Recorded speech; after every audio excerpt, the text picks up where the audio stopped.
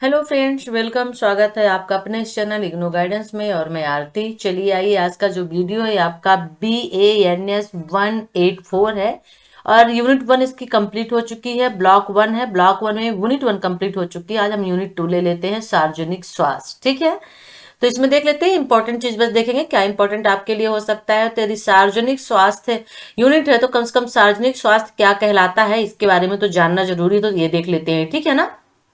तो सार्वजनिक स्वास्थ्य है क्या, ये वेरी इंपॉर्टेंट टॉपिक एक आपके लिए बन जाता है यहाँ पर। ठीक है, तो मनुष्य के पास स्वास्थ्य को सुरक्षित रखने के साथ साथ सामूहिक और व्यक्तिगत रूप से बीमारियों को रोकने के लिए साधनों की खोज करने का एक लंबा इतिहास रहा है। प्रारंभ में स्वास्थ्य को एक दैविक उत्तरदायित्व और बीमारी को एक अलौकिक घटना के रूप में देखा गया है। ठीक है ना। यानी कि जनरली पहले के लोग, जो आप पहले के न्यास में भी चले जाइए, जो आदिवासी लोग होते हैं, तो आज भी वो अगर वो बीमार होते हैं तो अपनी बीमारी को किससे जोड़ते हैं? देवताओं से, भगवान से जोड़ते हैं कि गॉड ने हमें पनिश किया है ना, वो उनकी तरफ से ऐसा कुछ हुआ है इसलिए हम बीमार पड़े हैं। तो पहले नहीं, आज के टाइम में भी आदिवासियों में ऐसी जगहों में देखा जाता है। बाद में स्वास्थ्य और रोग की इन अलौकिक अवधारणाओं को व्यक्तिगत जीवन की आदतों और पर्यावरणीय कारकों द्वारा बदल दिया गया। फिर धीरे धीरे जैसे ही विकास होता गया, डेवलप होता गया, तो व्यक्ति की जो लाइफ स्टाइल थी वो बदली और इन्वायरमेंट में जो चेंजेस आए, इन्वायरमेंट में जो छेड़खानी उनसे की गई, उनकी वजह से भी हमारी जो एक स्वास्थ्य शैली है वो भी यहाँ पे बदली। तो जीवन की गुणवत्ता में सुधार के प्रयास मूल रूप से परीक्षण त्रुटि के माध्यम से विकसित हुए हैं। ठीक है ना। तो पर्यावरण में कोई परिवर्तन होता है तो हम क्या करते हैं? अपने जीवन में अच्छा लाने के लिए, अपने लाइफ स्टाइल को ऊंचा लाने के लिए करते हैं, उसको आगे बढ़ाने के लिए करते हैं, लेकिन उसके पीछे कोई ना कोई त्रुटि, कोई ना कोई गलती होती है जो हमें अपने लाइफ में भुगतनी पड़ती है। तो ऐसा कहा जाता है कि सामुदायिक जीवन के विकास के साथ ये प्रयास और हस्तक्षेप अधिक सामूहिक हो गए हैं। ठीक है, जैसे संचारी रोगों का नियंत्रण, जो रोग एक दूसरे से संचारित होते थे, एक से दूसरे में जाते थे, उन पर नियंत्रण पाया गया है। चिकित्सा देखभाल जो होती थी, पेयजल की व्यवस्था और स्वच्छता सुविधाएं, इन संगठित प्रयासों के कुछ उदाहरण हैं। तो इन चीजों में आदमी बहुत आगे बढ़ चुका है। ठीक है, पहले ऐसे रोग हुआ करते थे जो लाइलाज होते थे, आज देखिए उनका भी इलाज होने लगा है। चिकित्सा देखभाल जो ट्रीटमेंट है वो भी बहुत बेहतर मिलने लगी है। पहले के अकॉर्डिंग पानी बहुत गंदा होता था, आजकल पानी को साफ करने के लिए आरओ वगैरह भी आने लगे हैं, क्लोरीन वगैरह भी डाला जाता है। तो ये स्वच्छता सुविधाएं हैं जो हमें मिली हैं। ठीक है, ओके। तो यहाँ पर अब हम देख लेते हैं कि सार्वजनिक स्वास्थ्य क्या है, इसको परिभाषित करते हैं। तो सार्वजनिक स्वास्थ्य शब्द दो अलग अलग शब्दों से मिलकर बना है, सार्वजनिक और स्वास्थ्य। ठीक है, अब सार्वजनिक का मतलब यहाँ पे पब्लिक से हो गया। ठीक है, और इसके कई और भी अर्थ निकलते हैं, जैसे समुदाय भी आप कह सकते हैं, जहां पे बहुत से ज्यादा लोग हों तो क्या हुआ? पब्लिक हुई, तो समुदाय भी तो उसी को कहते हैं। नागरिक भी, और नगर पालिका, मुक्त, खुला, अप्रतिबंधित, इतने सारे सार्वजनिक के मतलब निकलते हैं। ठीक है, तो सार्वजनिक शब्द को कुछ निजी नहीं के रूप में भी समझा जाता है, यानी जो निजी ना हो, जो खुद का प्राइवेट ना हो वो सार्वजनिक होता है, जो सबका हो। तो अगर हम दूसरे शब्द में स्वास्थ्य को देखें तो परिभाषित करने के लिए सबसे कठिन शब्दों में से एक है। अब स्वास्थ्य क्या है? क्योंकि बहुआयामी अवधारणा है ये, जिसका अर्थ विभिन्न लोगों के लिए अलग अलग चीजें हो सकती हैं।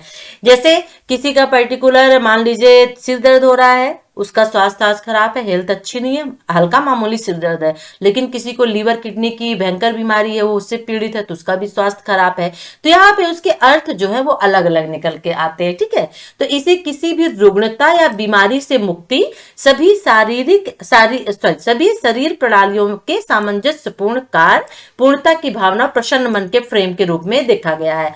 तो ऐसा व्यक्ति जो किसी बीमारी से मुक्त हो, ठीक है, शरीर की जितनी भी प्रणालियां हैं वो सुचारू रूप से कार्य कर रही हैं, वो मन से प्रसन्न है, वो स्वस्थ व्यक्ति की श्रेणी में आता है। तो ये स्वास्थ्य का मतलब हो गया। ठीक है, स्वास्थ्य के अलग अलग तरीकों से उदाहरण दी जाती है, जैसे यहाँ पे हम देख सकते हैं। ठीक है, रोग, रुग्णता और अस्वस्थता वो सिर्फ किसी डॉक्टर के माध्यम से उसका निदान, यानी उसका जो उपचार होता है एक चिकित्सक के माध्यम से ही किया जाता है। और जबकि रुग्णता को तबीयत के रूप में परिभाषित किया जाता है, रुग्णता। ठीक है, तो यहाँ पे यानी बीमारी, तो रोग एक अलग चीज हो जाती है, रुग्णता एक अलग चीज हो जाती है। ठीक है, जिसमें व्यक्ति स्वयं की पहचान करता है। जैसा मैंने कहा ना कि सर दर्द है या हाथ में या पैर में दर्द है, तो जो जिसकी पहचान हम स्वयं कर सकते हैं रुग्णता के अंतर आ जाएगी। ठीक है ना, ओके। और एक व्यक्तिपरक घटना होने की बीमारी अक्सर आत्मसूचित मानसिक या शारीरिक लक्षणों पर आधारित होती है। ठीक है। दूसरी ओर अस्वस्थता क्या होती है? अस्वस्थता जो होती है सामाजिक और सांस्कृतिक अवधारणाओं पर टिकी हुई होती है। ठीक है। भय या अस्वीकृति जैसी प्रतिक्रियाएं इसमें शामिल करती है जो हमारे जीवन शैली को, हमारे जीवन को प्रभावित करती है। ठीक है ना, ये अस्वस्थता कहलाता है। अब यहाँ पे अगर हम देखते हैं कि जो सार्वजनिक स्वास्थ्य है उसको अगर परिभाषित किया जाए तो बहुत ही जटिल है, और ये जटिल बहु अनुशासनात्मक समग्र है। सार्वजनिक स्वास्थ्य को मतलब बहुत व्यापक अर्थ में इसको हम ले सकते हैं, इसके विभिन्न अर्थ होते हैं। ठीक है ना, तो जब हम सार्वजनिक स्वास्थ्य शब्द का उपयोग करते हैं तो यहाँ पे बहुत सारी चीजों का मतलब हो सकता है। जैसे हम यहाँ पे कह सकते हैं, कुछ शब्दों का प्रयोग किया जाता है, जैसे कि सार्वजनिक स्वास्थ्य का उपयोग किया जाता है एक पेशा के रूप में, शैक्षिक अनुशासक के रूप में, सरकार की गतिविधियों के रूप में, और जनसंख्या का जो स्वास्थ्य होता है उसके रूप में यहाँ पर उसको पेश किया जाता है। ठीक है। और सार्वजनिक स्वास्थ्य गतिविधि के लिए उपयोग किए जाने वाले कुछ शब्द, तो हो सकता है आपसे क्वेश्चन पूछ ले कि सार्वजनिक स्वास्थ्य गतिविधि के बारे में आप क्या जानते हैं, एक टिप्पणी लिखिए। ठीक है, 200-250 शब्दों में लिखिए। तो आपको फिर यही लिखने पड़ेंगे कि सार्वजनिक स्वास्थ्य गतिविधि के अंतर्गत सामाजिक चिकित्सा आता है, सामुदायिक चिकित्सा आता है, निवारक दवा आती है, सामुदायिक स्वास्थ्य आता है, स्टेट मेडिसिन आती है, स्वच्छता आता है, जन औषधि आती है, सार्वजनिक स्वास्थ्य चिकित्सा आता है, पर्यावरण स्वास्थ्य, नवीन सार्वजनिक स्वास्थ्य और सामान्य मेडिकल पुलिसिंग, इतने सारे शब्द आते हैं सार्वजनिक स्वास्थ्य गतिविधि के अंतर्गत। ठीक है, ओके। तो यहाँ पे हम सार्वजनिक स्वास्थ्य को परिभाषित करना चाहें तो किस तरह से परिभाषित कर सकते हैं? तो विश्व स्वास्थ्य संगठन ने 2018 में सार्वजनिक स्वास्थ्य का अर्थ बीमारी को रोकने के लिए सभी संगठित उपायों और स्वास्थ्य को बढ़ावा देना तथा समग्र रूप से आबादी के बीच जीवन को बढ़ाना है। यानी विश्व स्वास्थ्य संगठन ने सार्वजनिक स्वास्थ्य का मतलब बताया कि यहाँ पे अब सार्वजनिक का मतलब विश्व हो गया, किसी पर्टिकुलर व्यक्ति विशेष से संबंधित नहीं है, किसी देश से संबंधित नहीं है, विश्व से संबंधित हो गया। तो यहाँ पर जो भी बीमारी है उसको रोकने के लिए जो भी उपाय किए जाते हैं, अब उपाय चाहे वो सार्वजनिक हो चाहे वो निजी हो, ठीक है, रोकने के जो उपाय किए जाएंगे तो रोग जो है वो सार्वजनिक होगा, लेकिन उसके रोकने के जो उपाय चाहे सार्वजनिक हो चाहे निजी हो, जो स्वास्थ्य को बढ़ावा देते हैं और समग्र रूप से आबादी के जीवन को बढ़ावा देते हैं, यानी आबादी जो है उसको और आगे बढ़ने का मौका देते हैं, वही सार्वजनिक स्वास्थ्य कहलाता है। ठीक है। तो इसका उद्देश्य होता है कि ऐसे लोग जिनमें स्वस्थ हो सके और पूरी आबादी पर ध्यान केंद्रित कर सके, ना कि व्यक्तिगत रोगियों और बीमारियों पर। यानी जो ध्यान है वो एक आबादी के पूरे हिस्से पर हो, ना कि पर्टिकुलर किसी एक व्यक्ति विशेष पर हो। ये सार्वजनिक स्वास्थ्य कहलाता है। तो यहाँ पे सार्वजनिक का मतलब आप विश्व से ही समझ लीजिए। ठीक है ना। यहाँ पे बिंसलो ने सार्वजनिक स्वास्थ्य की परिभाषा दी है, तो थोड़ा सा माइंड में रखिएगा। ठीक है ना। 1920 में येल विश्वविद्यालय में सार्वजनिक स्वास्थ्य के जो प्रोफेसर CEA विंसलो थे, उन्होंने उसको जो परिभाषित किया है, उन्होंने जो सार्वजनिक स्वास्थ्य को परिभाषित किया है, तो उन्होंने इसमें कहा है कि सार्वजनिक स्वास्थ्य विज्ञान और कला है। क्या है? विज्ञान है और कला है। अब जैसे इसमें बीमारी को रोकना, जीवन को विस्तारित करना, संगठित सामुदायिक प्रयास के माध्यम से स्वास्थ्य और दक्षता को बढ़ावा देना ही क्या है? सार्वजनिक स्वास्थ्य है। ठीक है। जैसे जिसमें अब सार्वजनिक जो प्रयास के माध्यम से, तो सार्वजनिक प्रयास क्या होंगे? जिसके लिए पर्यावरण की स्वच्छता जरूरी है, संचारी संक्रमण का नियंत्रण जरूरी है, व्यक्तिगत स्वच्छता में व्यक्ति की शिक्षा जरूरी है, रोग के प्रारंभिक निदान और निवारक उपचार के लिए चिकित्सा वगैरह जरूरी है। ठीक है। तो ये सभी चीजें आ जाती हैं सार्वजनिक स्वास्थ्य के अंतर्गत। ठीक है।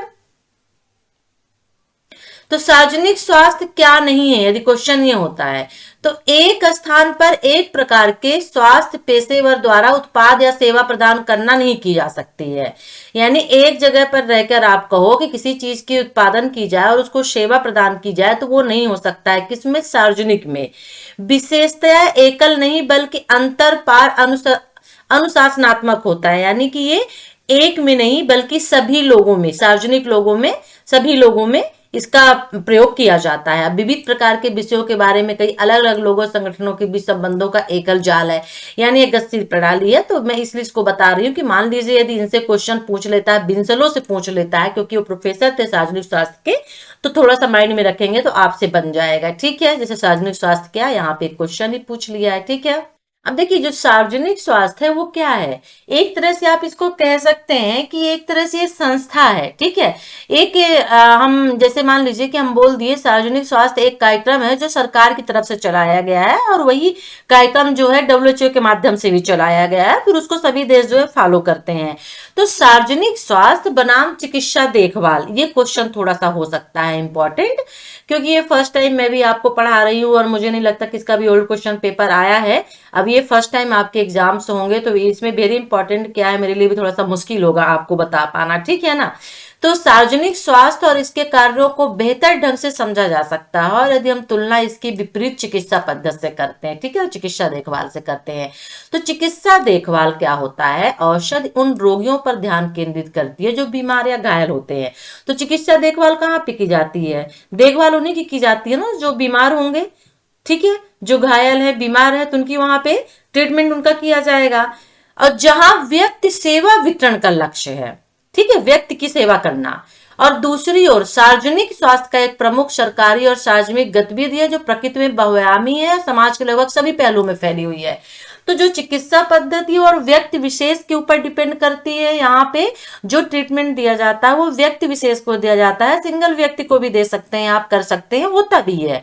लेकिन जो आपका सार्वजनिक स्वास्थ्य है, ठीक है ना, वो एक सरकारी और सामाजिक गतिविधि है, और साथ ही साथ में जो समाज के लगभग सभी लोग हैं, कोई एक रोग है, और मान लीजिए जैसे पानी के हम ले लेते हैं एग्जाम्पल के तौर पे, कि एक गांव है जहां का पानी बहुत दूषित है और उस गांव के पानी को पी के सभी बीमार हो रहे हैं, तो वहां पे क्या होगा, वहां पे सार्वजनिक स्वास्थ्य ही काम करेगा, जो जितने भी गांव के लोग हैं जिन लोगों ने पानी पिया, दूषित हुए हैं, उससे बीमार पड़े हैं, उनका ट्रीटमेंट करेगा, ठीक ठीक है, ओके। तो यहाँ ध्यान देने वाली एक महत्वपूर्ण बात है कि कीवर्ड यानी स्वास्थ्य है, दवा नहीं। कीवर्ड जो है वो स्वास्थ्य है, हेल्थ है, यहाँ पर दवा नहीं है, और इसका मुख्य ध्यान रोकथाम पर है, इलाज पर नहीं है। जैसा मैंने कहा ना, अभी मैंने एग्जांपल दिया पानी का, तो यहाँ पर दूषित पानी को सही पानी कैसे किया जाए, यानी उसको रोकथाम उस कैसे की जाए कि पानी दूषित ना हो, सही हो जाए, ठीक है। और जबकि ये किसका है, सार्वजनिक स्वास्थ्य का मंत्र है। और जबकि चिकित्सा से जुड़े पेशेवर में ऐसे लोगों का इलाज करते हैं जो बीमार होते हैं, ठीक है। और जबकि सार्वजनिक स्वास्थ्य के पेशेवर पहले किसी स्थान पर लोगों को बीमार या घायल होने से रोकने की कोशिश करते हैं। तो ये अंतर यहाँ पे है सार्वजनिक स्वास्थ्य बनाम चिकित्सा देखभाल में। तो इसको माइंड में रखिएगा, इंपॉर्टेंट क्वेश्चन हो सकता है, ठीक है, ओके। यहाँ पे ऐसी सब चीजें, पब्लिक हेल्थ यहाँ पे आ गया, ओके, सार्वजनिक स्वास्थ्य जो आ गया, फिर सर्विस आ गई जो दी जाती है, पीडीएफ थोड़ी डल है तो इतनी समझ में नहीं आएगी, ठीक। अब और कौन सा क्वेश्चन इसमें ले लेते हैं जो इम्पोर्टेंट आपके लिए बन सकता है, हिप्पोक्रेटस। एक्चुअली क्या है कि जिन जिन लोगों ने जिन जिन चीजों की, खास तौर पे हेल्थ से रिलेटेड, साइंस से रिलेटेड जिन लोगों ने जिस चीजों की खोज की है, यहाँ पे उनके बारे में थोड़ा सा बताया गया है, ठीक है, ओके। सार्वजनिक स्वास्थ्य उत्पत्ति और विकास के अंतर्गत यदि हम देखते हैं तो जैसे चलिए यहाँ पर हम थोड़ा सा देख लेते हैं कि जनसंख्या आधारित कार्यों की जड़ें हिप्पोक्रेटस यानी कि 460 ईसा से पूर्व 370 ईसा पूर्व के समय से क्रियात्मक रही हैं। हिप्पोक्रेटस जो एक यूनानी चिकित्सक हैं, ठीक है, जिन्हें चिकित्सा के इतिहास में सबसे उत्कृष्ट आंकड़ों में से एक माना जाता है। और हिप्पोक्रेटिक चिकित्सा ने चिकित्सा की धार्मिक और रहस्यमय परंपराओं से खुद को दूर कर लिया। हिप्पोक्रेटस की समझ थी कि बीमारी एक प्राकृतिक घटना थी जो अलौकिक शक्तियों के कारण नहीं थी। वो मानते थे कि प्राकृतिक घटना थी लेकिन जो अलौकिक शक्तियों के कारण नहीं होती थी। और हिप्पोक्रेटस ने एयर, वाटर्स एंड प्लेसेस, सामाजिक चिकित्सा और स्वच्छता पर एक ग्रंथ जनसंख्या के स्वास्थ्य को समझने के लिए भी महत्व पर जोर दिया था। और जब तक जीवाणु विज्ञान और प्रतिरक्षा से जुड़े इन नए विज्ञान 19वीं शताब्दी में अच्छी तरह से उभर नहीं आए, तब तक हिप्पोक्रेटस के विचारों ने यूरोप और दुनिया में बीमारियों को समझने के लिए एक सैद्धांतिक आधार प्रदान किया था। तो जब तक नई चीजों की खोज नहीं हुई, जब तक लोग इस चीज को अलौकिक शक्ति से बाहर नहीं समझ सके, तब तक वो हिप्पोक्रेटस के अलौकिक शक्ति को ही समझते रहे कि प्राकृतिक घटना थी जो अलौकिक शक्तियों के कारण ही हो रही है, ठीक है।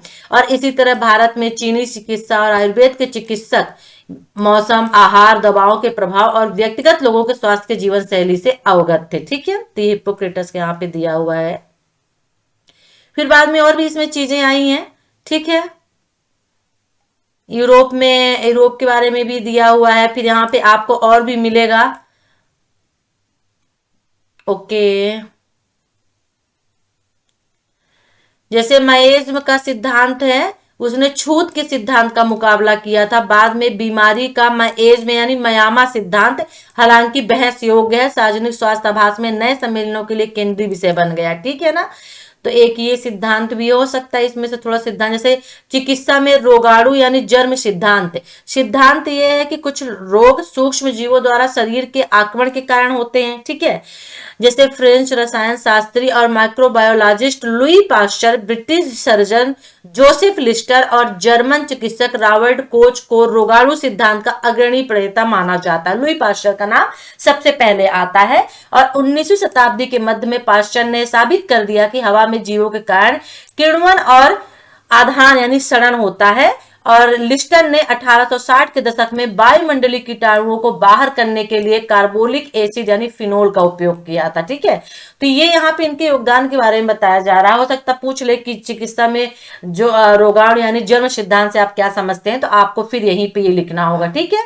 तो रोगाणु सिद्धांत ने एक नई समझ पैदा की कि सूक्ष्म जीव एक विशिष्ट बीमारी या रोग प्रक्रिया है, कि जो बीमारी होती है किसी सूक्ष्म जीव से होता है। ठीक है। और एक प्रक्रिया प्रोसेस होती है। और जन स्वास्थ्य के इतिहास में रोग की रोकथाम के लिए जर्म सिद्धांत को एक मील का पत्थर माना जाता है। इसलिए मैं बता रही हूं कि यहाँ पर ये इंपॉर्टेंट क्वेश्चन आपका हो सकता है, रोगाणु जर्म सिद्धांत। ठीक है।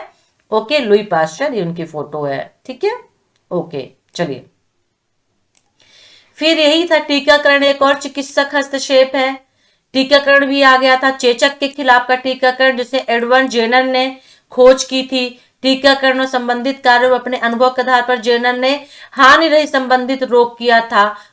ठीक है, काउपॉक्स के माध्यम से चेचक के खिलाफ प्रतिरक्षा को प्रेरित किया था। तो उन्होंने एक चेचक के टीके की खोज की थी, क्योंकि उन्हें पता था कि गायों के संपर्क में रहने वाले दूधियों को कभी चेचक नहीं हुआ था। ठीक है।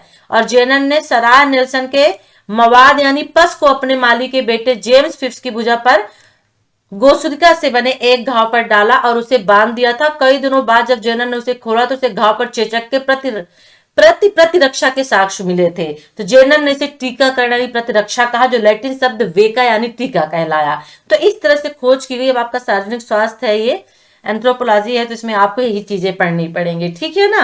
और 1853 में जेनर की मृत्यु के 30 साल बाद इंग्लैंड और वेल्स में चेचक का टीका अनिवार्य कर दिया गया था। ठीक है।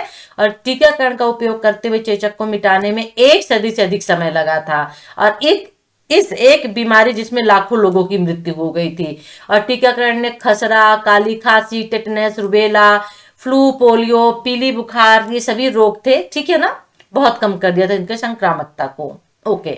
अच्छा, टीकाकरण क्या है? तो एक विशिष्ट बीमारी होती है जिसकी प्रतिरक्षा उत्पन्न करने के लिए शरीर में एक टीका लगाने की क्रिया होती है, उसे टीकाकरण कहते हैं। ठीक है। और प्रतिरक्षा क्या होता है? देखिए, विशिष्ट बीमारी के लिए प्रतिरक्षा उत्पन्न करने के लिए एक टीका लगाया जाता है। और प्रतिरक्षा एक प्रक्रिया होती है जिसके द्वारा व्यक्ति टीकाकरण के माध्यम से एक बीमारी से सुरक्षित हो जाता है। जस्ट उसके अपोजिट है। ठीक है।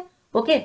कुछ नेम है यहाँ पे जो साइंटिस्ट हैं, उन्होंने जो जैसे एडविन चार्डविक है, तो उन्होंने क्या कहा स्वास्थ्य के बारे में, यही सभी चीजें यहाँ पे दी हुई हैं। एंटीबायोटिक्स की खोज और विकास की समय रेखा क्या है, ये सभी चीजें जिसमें कम से कम आपको ये थोड़ा सा पढ़ना होगा। अच्छा, नैदानिक देखभाल क्या होती है? क्लिनिकली क्लियर संबंध स्वास्थ्य सेवा पेशेवर द्वारा दी जाने वाली, जो इसमें से संबंधित लोग होते हैं, डॉक्टर है, कंपाउंडर, नर्स जो होते हैं, इनके द्वारा दी जाने वाली सेवाओं के माध्यम से मानसिक और शारीरिक कल्याण का संरक्षण, बीमारी की रोकथाम, उपचार वगैरह और स्वास्थ्य देखभाल के रूप में की जाती है, उसे नैदानिक देखभाल कहते हैं। ठीक है ना। वैश्विक महामारी पेंडेमिक जो हम कल फर्स्ट यूनिट में भी आपको पढ़ा ही चुके हैं। अब कोविड-19 है, देखिए इसमें कोविड-19 के बारे में दिया भी है। तो ये क्या है? वैश्विक महामारी ही तो है ना। स्थानिक लोग, एंडेमिक एक बीमारी जो एक क्षेत्र आबादी में लगातार मौजूद हो, और आमतौर पर शब्द का इस्तेमाल किसी ऐसी चीज से संदर्भित करने के लिए किया जाता है जो किसी व्यक्ति विशेष या देश से संबंधित होती है। ठीक है। उदाहरण के लिए अफ्रीका के देशों में मलेरिया रोग का होना कॉमन बात हो गई है वहां पे। सार्वजनिक स्वास्थ्य का विज्ञान, तो ये यूनिट आपकी थोड़ी लंबी है। महामारी विज्ञान, पर्यावरणीय स्वास्थ्य, स्वास्थ्य शिक्षा, व्यवहार विज्ञान, स्वास्थ्य सेवा प्रशासन प्रबंधन में तो इसमें बहुत कम है। जैव सांख्यिकी, स्वास्थ्य जनसांख्यिकी, सार्वजनिक स्वास्थ्य पद्धति क्या है? अब इसमें अच्छा, सार्वजनिक स्वास्थ्य के कार्य क्या है, ये इंपॉर्टेंट क्वेश्चन आपके लिए बन सकता है। तो सार्वजनिक स्वास्थ्य के 3 मुख्य कार्य होते हैं। पहला आकलन करना, फिर नीति विकास करना, ठीक है, और आश्वासन। इसके आधार पर सार्वजनिक स्वास्थ्य पेशेवर आवश्यक सेवाएं देते हैं। तो 3 इसके मेन मुख्य कार्य है, आकलन, नीति विकास और आश्वासन देना, ठीक है ना। किसके? सार्वजनिक स्वास्थ्य के ये कार्य हैं। ओके, जैसे मूल्यांकन, बीमारी चोट की निगरानी, निगरानी के रुझान कारण विश्लेषण करना। फिर नीति का विकास है, तो लोगों को स्वास्थ्य के मुद्दों के बारे में सूचित करना, शिक्षित करना, सशक्त बनाना, स्वास्थ्य की समस्याओं की पहचान करना, फिर किस तरह से उनको हल किया जाए, इसका उपचार किया जाए, इस बारे में बताना। व्यक्तिगत और सामुदायिक स्वास्थ्य प्रयासों का समर्थन करने वाली व्यापक सार्वजनिक जो स्वास्थ्य नीतियां होती हैं, उनका योजनाओं का विकास करना। निर्णय लेने के वैज्ञानिक आधार को बढ़ावा देना और रणनीतिक दृष्टिकोण का विकास करना। ये है आपका सार्वजनिक स्वास्थ्य मुख्य कार्य और आवश्यक सेवाएं। किसका? सार्वजनिक स्वास्थ्य का भी इंपॉर्टेंट बन सकता है। बीमा, उन कानूनों और नियमों को लागू करना जो स्वास्थ्य की रक्षा करते हैं, सुरक्षा निश्चित करते हैं, ठीक है। लोगों को आवश्यक स्वास्थ्य सेवाओं से जोड़ना, एक सक्षम स्वास्थ्य कर्मचारी को आश्वासन देना, और व्यक्तिगत और जनसंख्या आधारित स्वास्थ्य सेवाओं की प्रभावशीलता, पहुंच और गुणवत्ता का मूल्यांकन करना। ओके, तो सार्वजनिक स्वास्थ्य के मुख्य विषय क्या है? जस्ट अभी हम ऊपर वही तो देख के आए थे, मुख्य कार्य, आवश्यक सेवाएं। देखिए, अब भारत में स्वास्थ्य देखभाल सेवाएं और अन्य संबंधित कल्याण सेवाओं के प्रावधान में स्वास्थ्य का बुनियादी ढांचा एक महत्वपूर्ण कारक है। यानी भारत में स्वास्थ्य सेवाओं के अंतर्गत कौन कौन सी चीजें आ जाती हैं? तो भारत में स्वास्थ्य सेवा के बुनियादी ढांचे के अंतर्गत एलोपैथी अस्पताल हो गई, अस्पताल के बेड हो जाते हैं, ठीक है। फिर भारतीय चिकित्सा पद्धति हो जाती है, होम्योपैथी अस्पताल हो जाते हैं, उप केंद्र से एससी बोलते हैं, प्राथमिक स्वास्थ्य केंद्र से पीएचसी बोलते हैं, सामुदायिक स्वास्थ्य केंद्र से सीएचसी बोलते हैं, रक्त बैंक, नेत्र बैंक और मानसिक अस्पताल का विवरण आज शामिल है। तो भारत में सार्वजनिक स्वास्थ्य देखभाल के बुनियादी ढांचे को कई स्तरों में संयोजित किया जाता है, रखा जाता है। और संरचना के शीर्ष पर हमारे पास मेडिकल कॉलेज होते से तृतीयक देखभाल संस्थान हो, तो सबसे नीचे हमारे पास लोगों की स्वास्थ्य आवश्यकताओं की पूर्ति करते हैं। जब यहाँ से बात नहीं बनती है तो फिर मेडिकल कॉलेज के लिए रिफर किया जाता है, क्योंकि वहां पे ट्रीटमेंट जो होता है बेस्ट मिलता है, ठीक है ना। आई थिंक इतना काफी है आज के लिए। इसमें ये जरूर पढ़ लीजिएगा राष्ट्रीय स्वास्थ्य मिशन क्या है, क्योंकि आप राष्ट्रीय स्वास्थ्य के बारे में पढ़ रहे हैं, तो राष्ट्रीय स्वास्थ्य मिशन के बारे में ना पढ़े तो इम्पॉसिबल है। इससे क्वेश्चन आने की पॉसिबिलिटी थोड़ी सी बन जाती है, टिप्पणी करने के लिए आ सकता है। तो राष्ट्रीय स्वास्थ्य मिशन, जिसे हम एनएचएम बोलते हैं, अपने 2 उप मिशनों, राष्ट्रीय ग्रामीण स्वास्थ्य मिशन और एनआरएचएम जिसे बोलते हैं, और राष्ट्रीय शहरी स्वास्थ्य मिशन यानी एनयूएचएम को शामिल करता है, ठीक है। और मुख्य कार्यक्रम संबंधी घटकों में स्वास्थ्य प्रणाली, प्रजनन जो मातृ नवजात शिशु होते हैं, किशोर अस्वास्थ्य जो होता है, संचारी गैर संचारी रोग शामिल होते हैं, ठीक है ना। तो यहाँ पे राष्ट्रीय स्वास्थ्य मिशन समान, सस्ती और गुणवत्तापूर्ण स्वास्थ्य देखभाल की सुविधाएं यहाँ पर लोगों तक पहुंचाता है और उन लोगों की आवश्यकताओं के प्रति जवाबदेही उत्तरदायी भी होती है। तो राष्ट्रीय स्वास्थ्य मिशन या एनएचएम देख लीजिएगा, इसके 2 भाग होते हैं, ठीक है ना, एनआरएचएम और एनयूएचएम। इसे थोड़ा सा देख लीजिएगा, इंपॉर्टेंट हो सकता है। राष्ट्रीय ग्रामीण स्वास्थ्य मिशन एनआरएचएम को 12 अप्रैल 2005 को माननीय प्रधानमंत्री द्वारा शुरू किया गया था, ताकि ग्रामीण आबादी, विशेष रूप से कमजोर समूहों को सुलभ, सस्ती और गुणवत्तापूर्ण स्वास्थ्य सेवाएं प्रदान हो सके। ट्रीटमेंट पैसा कम लगता है, मेडिसिन भी फ्री भी मिल जाती है, बहुत कम दाम पे मिलती है। और 1 मई 2013 को अपने एक फैसले में राष्ट्रीय ग्रामीण स्वास्थ्य मिशन एनआरएचएम के साथ राष्ट्रीय शहरी स्वास्थ्य मिशन एनएचएम को राष्ट्रीय स्वास्थ्य मिशन के उप मिशन के रूप में इसको मंजूरी दे दी गई थी, ठीक है। तो इसे थोड़ा सा देख लीजिएगा, इंपॉर्टेंट आपके लिए हो सकता है ये। ओके, इसे आप लोग नेट में भी सर्च कर लीजिएगा, ये नेट में भी आपको मिल जाएगा, ठीक है ना। आप उसको नेट में भी कर लीजिएगा, ठीक है। चलिए, अब यहाँ पे सारांश आ गया है, ठीक है। ओके, तो सार्वजनिक स्वास्थ्य के अभ्यास पूर्णतः जनसंख्या अथवा लोगों पर आधारित होते हैं, ठीक है। यानी कि एक पूरे विश्व को आप साथ में ले लीजिए, सार्वजनिक स्वास्थ्य की बात चले, पूरे देश को आप स्वास्थ्य में ले लीजिए। चलिए, आज के लिए यहाँ पे इतना काफी। ही जरूर देख लीजिएगा, प्रगत सार्वजनिक स्वास्थ्य लोगों और उनके समुदाय के स्वास्थ्य की रक्षा और सुधार करने का विज्ञान है, और सार्वजनिक स्वास्थ्य को शिक्षा, नीति निर्धारण, बीमारी और चोट की रोकथाम के लिए अनुसंधान के माध्यम से सुरक्षा और समुदायों के स्वास्थ्य में सुधार के लिए विज्ञान के रूप में परिभाषित किया गया, ठीक है। रोग के कारक के लिए 2 सिद्धांत है। रोग के कारक के कितने सिद्धांत है? 2 सिद्धांत है, जिसका नाम है माइजेम, ठीक है। माइएजम सिद्धांत यानी दूषित वायु, और कंटेंजियम सिद्धांत यानी छूत अथवा संक्रामक सिद्धांत। दो सिद्धांत यहाँ पे बनाए गए हैं। तो ठीक है ना, माइएजम सिद्धांत जो गैलेन द्वारा दिया गया है, ठीक है, दूषित वायु या खराब हवा के सिद्धांत के कारण ये बीमारी होती है, ठीक है, और जो घातक गंध के साथ होती है, ओके, और शरीर में प्रवेश करती है, रोग का कारण बनती है, और आश्चर्यजनक रूप से मानव शरीर में प्रवेश करने वाले घातक और जहरीले कणों को बाहर निकालने के लिए रक्तचाप का अभ्यास किया जाता है, ठीक है ना। कंटेनियन जो सिद्धांत है, ये शुरुआत बीमारियों से ग्रस्त लोगों को अलग करने की प्राचीन प्रथा से, छूत का सिद्धांत इसको कहा जाता है। ये बीमारी संक्रामक होती है, फैलने वाली होती है, ठीक है, संक्रामक रोगों को रोकने के लिए होती है। तो ये देख लीजिएगा, कभी कभी इस तरह से पूछ भी लेता है। सार्वजनिक स्वास्थ्य के मूल अनुशासन कौन कौन से हैं? महामारी विज्ञान, पोषण, पर्यावरणीय स्वास्थ्य, स्वास्थ्य शिक्षा, व्यवहार विज्ञान, स्वास्थ्य सेवा प्रशासन, प्रबंध, जीव विज्ञान, स्वास्थ्य अर्थशास्त्र, जनसांख्यिकी। वेरी वेरी इंपॉर्टेंट है। मूल अनुशासन या मूल विषय कौन कौन से हैं सार्वजनिक स्वास्थ्य के? तो ये इतने हैं, इसीलिए बोलते हैं सारांश, और ये चीजें देखनी चाहिए लास्ट में, ठीक है ना। ओके, चलिए अब हम नेक्स्ट वीडियो में यूनिट 3 ले लेंगे, पर्यावरणीय स्वास्थ्य। इसमें भी इंपॉर्टेंट कुछ चीजें देख लेंगे। तो वीडियो को लाइक करिए, शेयर करिए, चैनल को सब्सक्राइब नहीं किया सब्सक्राइब कर लीजिए, ठीक है ना। और ग्रुप से जुड़ जाइए, वीडियो के डिस्क्रिप्शन बॉक्स पे लिंक दिया हुआ है व्हाट्सएप का और टेलीग्राम का। तो चलिए फिर, टेक केयर, बाय।